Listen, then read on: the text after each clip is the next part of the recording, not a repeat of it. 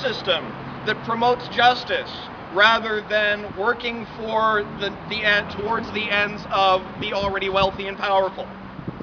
We could have an economic system that promotes public wealth rather than publicly spreading around the costs and privatizing the gains of virtually every major venture. Sounds like the airport to me. Indeed it does, doesn't it?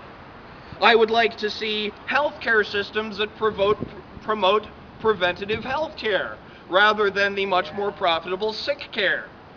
It would be nice to see environmental policy that promoted life. And maybe somewhere in the middle there, I'd like to have media that informs. We can have all of those things. I want those things. I am going to keep fighting for those things, and I trust you to do it with me.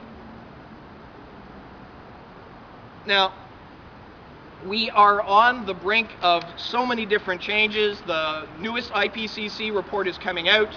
Some early studies by different scientists that have been released in the last few weeks, preparatory to release of the next Intergovernmental Panel on Climate Change study, all have the same tone. They say, this is it. If we do not turn things around, make the biggest 180-degree turn in the entire history of humanity within this decade, we're done.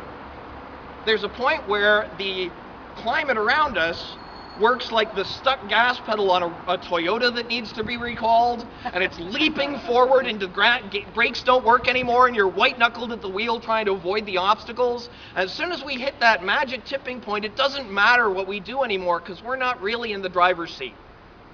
And that has to happen by 2020. That means within the next 8 years, here's a crazy example, we need to have leaders, politicians, who say, if elected, I will shrink the size of the economy, and they have to get elected. I'm not sure if that's an optimistic thought, because it sounds so purely absurd when it comes out of my mouth, but we can do it. There's an extent to which some of it happens all by itself. In the US, as they approach their election, there's a lot of talk about $5 gas at their gas pumps. We're paying more than that up here, of course. In Europe, they pay at least twice what we do on average. But there are several different studies that show the other costs that we don't measure, like the military costs of adventuring overseas to secure foreign oil resources, or the health costs of smog and other things like that that we're paying through our public health dollars and etc. Puts the real price of gas today at $15 a gallon at the pump. It's monstrous to think about it, and people are terrified of it, and they're angry about it, but the bottom line is that we've been trying to convince people to drive less for decades, and a handful have done so, and most will not.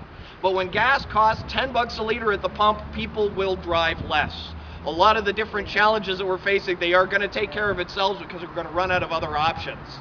The Aerotropolis, if we could delay the Aerotropolis for just 4 or 5 years, it'll look so purely absurd on the face of it when we see that that is prime agricultural land near where people need food, which is what cities around the world are desperate to find. It's the most valuable commodity we've got.